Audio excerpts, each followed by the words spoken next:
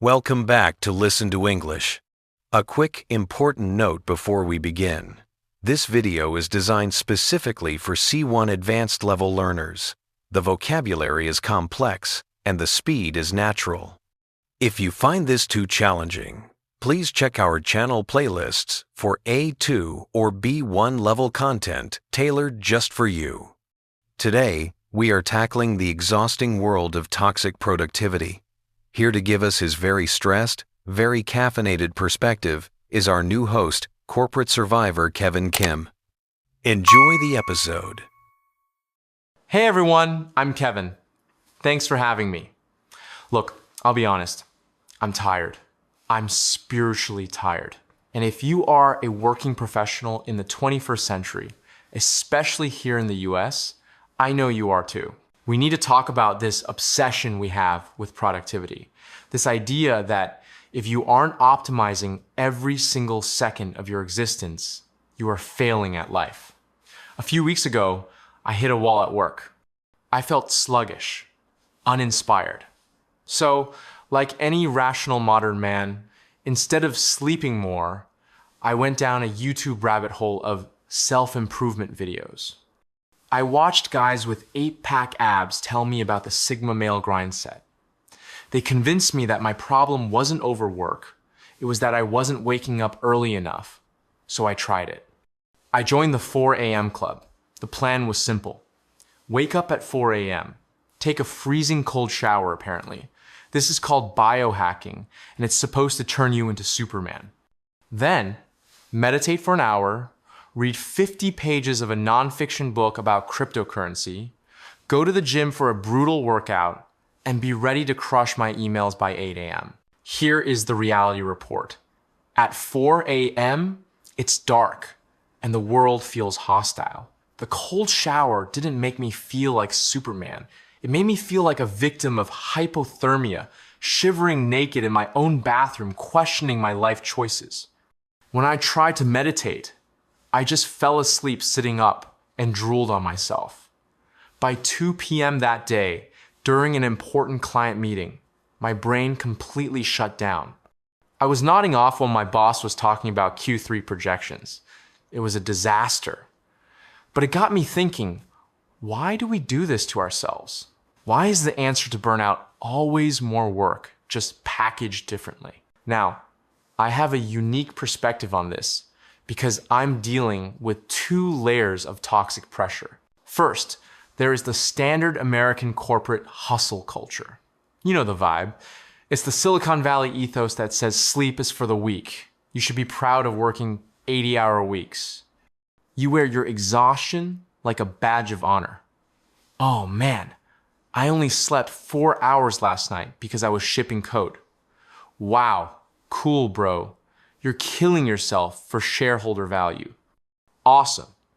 But then, underneath that, I have the immigrant kid pressure.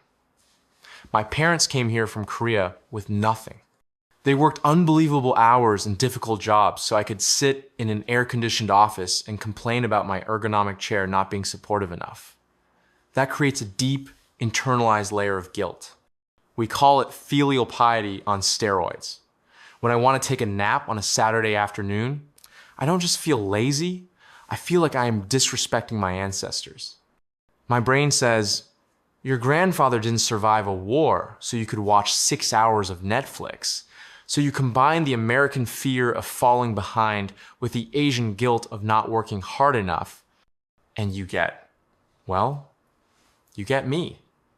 An anxious workaholic who doesn't know how to turn off. And how do we deal with this stress at work? We don't.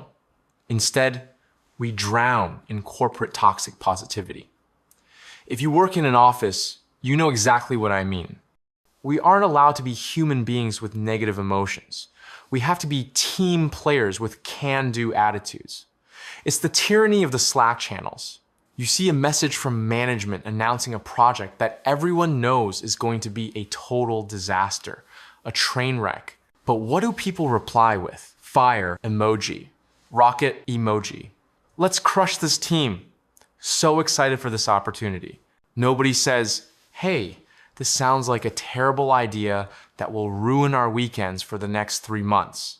No, that would be negative energy. We have to perform enthusiasm. I spend half my day just adding exclamation marks to my emails so I don't sound like a sociopath. Hi team, here is the report. Sounds angry. Hi team, here's the report. Let me know your thoughts. Sounds like a golden retriever on espresso. It's exhausting to maintain that facade. It's emotional labor on top of our actual labor. This pressure has infected our personal lives too. We have lost the ability to just have hobbies. Everything has to be a side hustle. Everything has to be monetized. It's a very male phenomenon right now. You can't just enjoy something anymore.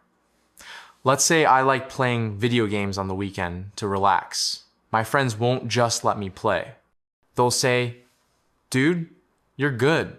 Why aren't you streaming this on Twitch? You could be making passive income, bro. Let's say another guy likes brewing his own beer in his garage.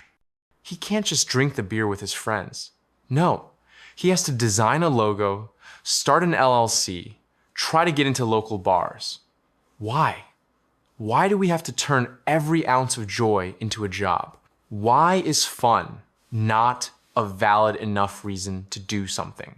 If you aren't monetizing your leisure time, you are seen as leaving money on the table. It's a sickness. We are turning ourselves into human corporations. And where do we go to feel maximum bad about ourselves? LinkedIn, the most toxic social network on the planet.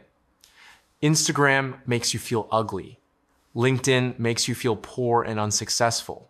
I scroll through my feed and it's just endless humble brags from people I went to college with. I am humbled and honored to announce that I have been promoted to Senior Vice President at Google at age 27, while simultaneously training for an Ironman triathlon and founding a nonprofit for orphan puppies. Hashtag blessed, hashtag grind, hashtag no days off. And I'm sitting there eating cold pizza over my sink thinking, I remember to brush my teeth today. That was a win. LinkedIn makes you feel like everyone else has cracked the code of life except you. Everyone else is optimized, wealthy, and changing the world before lunch. It creates this paralyzing fear that you are falling behind in a race you didn't even know you signed up for. So, where does this leave us, guys? Are we just doomed to be burnt out husks, drinking Soylent at our standing desks until we die of a stress-induced heart attack at 45? I say no. I think it's time for a rebellion. A quiet rebellion. I am proposing a radical new strategy, embracing being just okay, embracing mediocrity in certain areas of life. Listen to me. You do not need to be the CEO of your life. You don't need six-pack abs. You don't need a passive income stream. You don't need to read 52 books a year. It is okay to just go to your job, do decent work, come home, and do absolutely nothing productive. I'm trying to teach myself that resting is not a moral failing. It's a biological necessity. I'm trying to silence that inner voice, both the American hustle voice and the disappointed Korean dad voice that tells me I should be doing more. So here is my new routine. I wake up at 7:30 a.m. when the sun is actually out. I take a warm shower because I love myself. I drink coffee because it tastes good, not to optimize my caffeine intake. And tonight I am going to watch a really stupid action movie, the kind with lots of explosions and zero plot. And I am not going to feel 1 ounce of guilt about it. I'm not going to write a review on a blog. I'm just going to watch it. It's going to be glorious. Anyway, my boss just slacked me with a rocket emoji, which means I probably have a new crisis to deal with. Thanks for listening to me vent. Now, if you'll excuse me, I have to go perform some enthusiasm. Wish me luck. And that is the reality of modern corporate life, served straight up by Kevin. If you understood the nuances of his frustration, the sarcasm about toxic positivity, and the cultural references to hustle culture and filial piety, then your C1 listening skills are in excellent shape. Are you trapped in the hustle culture? Do you feel the pressure to monetize your hobbies? Let us know your experiences in the comments below. If you enjoyed this longer format and Kevin's perspective, make sure to like the video and subscribe to Listen to English. Until next time, try to do something useless today, just for fun.